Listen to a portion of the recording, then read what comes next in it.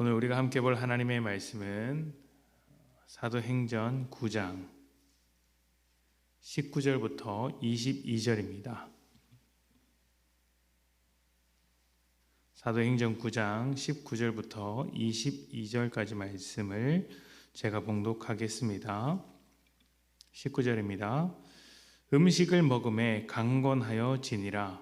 사울이 다메섹에 있는 제자들과 함께 며칠 있을새 즉시로 각 회당에서 예수가 하나님의 아들이심을 전파하니 듣는 사람이 다 놀라 말하되 이 사람이 예루살렘에서 이 이름을 부르는 사람을 멸하려던 자가 아니냐.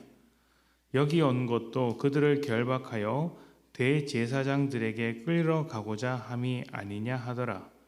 사울은 힘을 더 얻어 예수를 그리스도라 증언하여 다메섹에 사는 유대인들을 당혹하게 하니라. 아멘. 예수를 믿는다는 것은 천국행 기차표를 끊었다는 것 이상의 중요한 내용을 가지고 있습니다.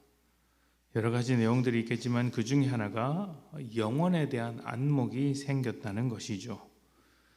여기서 영원이라는 것은 어떤 시간적인 것을 말하는 것이 아니라 하나님의 영역, 하나님께 속한 것들이 있다는 것을 말하는 것입니다. 모든 것이 하나님께 속한 것이죠. 쉽게 말하면 영혼에 대한 안목은 하나님과 같은 안목, 모든 것을 하나님의 눈으로 이해하는 그런 관점이 생겼다는 것입니다. 그래서 어떤 사건이나 사람을 바라볼 때 지금만 생각하지 않습니다. 영원을 생각하며 바라보는 것이죠. 여기까지 온 인생을 바라보고 또 앞으로 살아갈 인생도 함께 바라봅니다. 특히 하나님께서 어떻게 만들어 가실 것인지에 대한 소망을 가지고 인생을 생각하는 것입니다. 하나님의 안목으로 현실을 넘어선 그 하나님의 목적, 하나님의 뜻과 하나님의 일하심을 같이 바라보는 것이죠.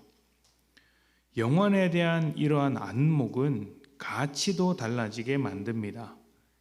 현실이 전부라면, 영원이 없다면 당장 눈에 보이는 것을 쫓으면서 행복과 만족만을 바라보는 인생이 되겠지만 또 물질에 매여서 다른 모든 것을 그 아래 두는 삶을 살아가게 되겠지만 돈 앞에 굴복하는 인생이 되겠지만 영원한 안목을 가진 사람은 그렇지 않습니다.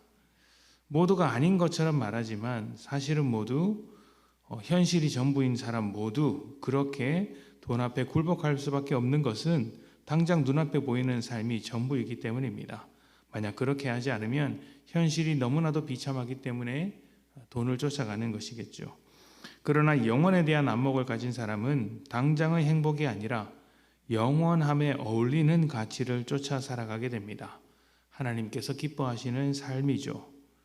그래서 물질보다 중요한 것이 있고 때로는 돈을 포기하면서까지 해야 할 일이 있습니다. 우리가 헌금을 드리는 것도 그러한 맥락 안에서 드리는 것이죠. 예수를 믿으면 변화가 따라옵니다. 변화의 모양은 조금씩 다르고 그 깊이와 넓이가 다르며 변화를 이루기까지의 시간도 조금씩 다릅니다만 변화되는 것은 동일합니다. 그리고 그 변화는 생각을 넘어 삶으로까지 뻗어가는 것입니다. 영원이라는 안목으로 바라보니 현실을 뛰어넘는 삶을 살아갈 수밖에 없는 것이죠. 바울이 예수님을 만나고 충격을 받았습니다. 그리고 며칠을 먹지 못한 채 힘들어하다가 제자들을 만났고 자신에게 일어난 일이 어떤 일인지를 이해하게 되었습니다. 자신이 거절하고 핍박했던 예수가 하나님의 아들이었던 것을 믿고 고백하게 된 것이죠. 이제 바울은 새로운 안목을 갖게 되었고 그 안목으로 삶을 바라봅니다. 놀라울 만큼 변화되기 시작하는 것이죠. 그렇게 일어난 변화의 첫 시작은 즉시로 예수가 하나님의 아들이심을 전파한 것이었습니다. 예수의 증인으로 살아가는 것이죠. 이것이 얼마나 중요했던지 그동안 쌓아 올린 업적이나 신분, 사회적 위치, 그리고 집안과 재산도 다 포기할 정도였습니다. 오죽했으면 다메섹에서 그 사건을 경험한 유대인들이 바울을 보면서 당혹함을 느꼈겠습니까? 새로운 안목으로 바라보니 이전에 가지고 있었던 것, 이전에 추구하던 것들은 배설물에 불과할 뿐이고 오직 예수만이 가장 중요해진 것입니다. 바울에게 일어난 변화죠. 여러분은 어떤 안목으로 세상을 바라보고 계십니까? 영원에 눈을 뜬 우리는 하나님의 안목으로 세상을 바라볼 수 있어야 합니다. 하나님은 죄인을 긍휼히 여기시며 헛된 인생들을 살리기 원하십니다. 정의롭지 못하고 악독한 자들을 심판하시면서도 회개하기를 원하십니다. 십자가에 달려 죽기까지 우리를 위하시는 분이십니다. 이러한 안목이 하나님께 있으며 이제 우리에게 주어지고 있는 것이죠. 현실을 살기 때문에 이 현실적인 것들을 외면할 수 없습니다.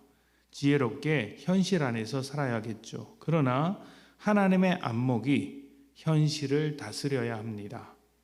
하나님의 안목으로 현실을 뛰어넘어야 하고 분별해야 합니다. 그래야 우리의 믿음이 자라며 우리의 삶도 새롭게 될 수 있습니다. 믿음과 삶이 분리되지 않을 수 있다는 것이죠. 바울이 믿고 즉시로 복음을 전한 것처럼 우리도 믿음과 삶, 믿는 것과 증인된 것을 함께 해낼 수 있는 것입니다. 오늘 우리에게 주어진 모든 상황과 사람을 하나님의 눈으로 볼 수 있도록 기도합시다. 그렇게 할 수 있다면 사랑하지 못할 사람을 사랑하게 되고 인내할 수 없는 상황을 인내할 수 있습니다. 자랑하고 싶을 때는 겸손하고 불평하고 싶을 때는 감사할 수 있습니다. 하나님의 안목으로만 가능한 것입니다.